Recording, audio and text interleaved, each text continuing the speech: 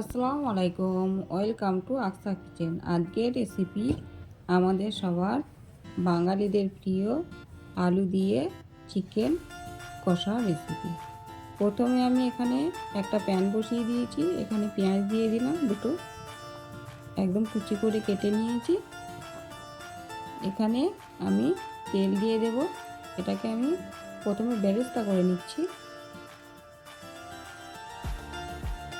এটাকে আমি একদম লাল করে ভেজে নিয়েছি।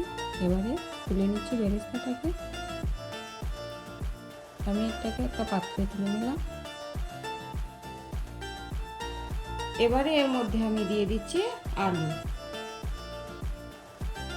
আলুগুলো আমি একটু সামান্য লবণ আর হলুদ দিয়ে ভেজে নেব।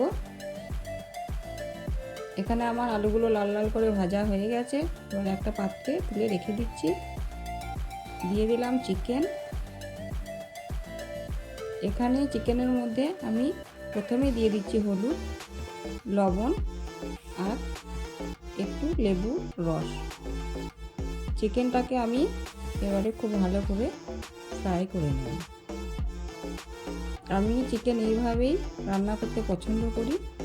দেখুন, এভাবে আপনারাও একবার রান্না করে দেখবেন, দারুণ টেস্ট হয়। একটা পাত্রে তুলে নিলাম, খুব ভালো করে ভেজে নিয়েছি। দেখুন, একদম লাল লাল করে ভেজে একটা পাত্রে তুলে রেখে দিলাম। এখানে দিলাম তেজপাতা, দারচিনি, এলাচ একটু ভেজে নিয়ে এবারে দিয়ে দিচ্ছি পেঁয়াজ কুচি, কাঁচা লঙ্কা। এবারে এগুলোকে আমি খুব ভালো করে ভেজে নিচ্ছি। এখানে দিলাম আদা রসুনের পেস্ট, জিরে গুঁড়ো, কাশ্মীরি লঙ্কা গুঁড়ো, হলুদ গুঁড়ো, স্বাদ মতো লবণ। আগে লবণ দেওয়া আছে, তার জন্য লবণটা অল্প করে দিয়ে দিলাম। দেখে আমি পরে আবার দেব। এখানে টমেটো দিলাম। মশলাটাকে আমি খুব ভালো করে কষিয়ে নেব। দেখুন, খুব ভালো করে কষা হয়ে গেছে। এবারে আমি চিকেনগুলো এর মধ্যে দিয়ে দিলাম।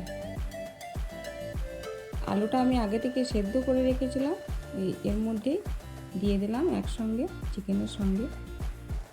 দেখুন, এটাকে আমি খুব ভালো করে দুটোকে এর সঙ্গে মশলার সঙ্গে মাখিয়ে নিলাম। এখানে দিলাম ধনেপাতার পেস্ট। এটাকে আমি এবারে খুব ভালো করে মশলাটাকে এর মধ্যে মাখিয়ে নিচ্ছি। দেখুন, আমি এইভাবে মশলাটাকে মাখিয়ে নিলাম।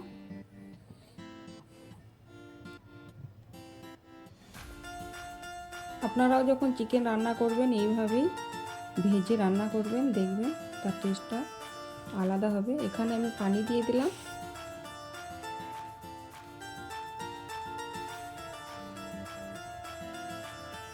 দেখুন কত সুন্দর কালার এসছে।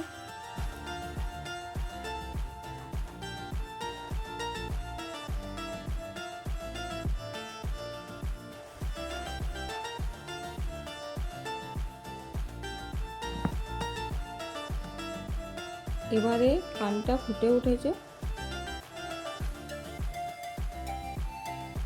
এর মধ্যে আমি এখন এটাকে ঢেকে দিচ্ছি। ঢেকে দিয়ে কিছুক্ষণ রেখে দেব। দেখুন, ঢাকনা তুলে নিলাম। এবারে এর মধ্যে দিয়ে দিচ্ছি বেরেস্তা, যেটা আগে করে রেখেছিলাম সেই বেরেস্তাটা এখানে দিয়ে দিলাম। দিয়ে দেব ধনেপাতা কুচি।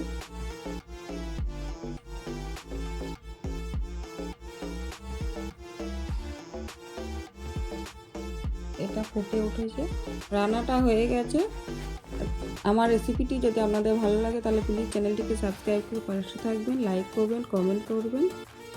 ভালো থাকবেন, সুস্থ থাকবেন। আল্লাহ হাফেজ।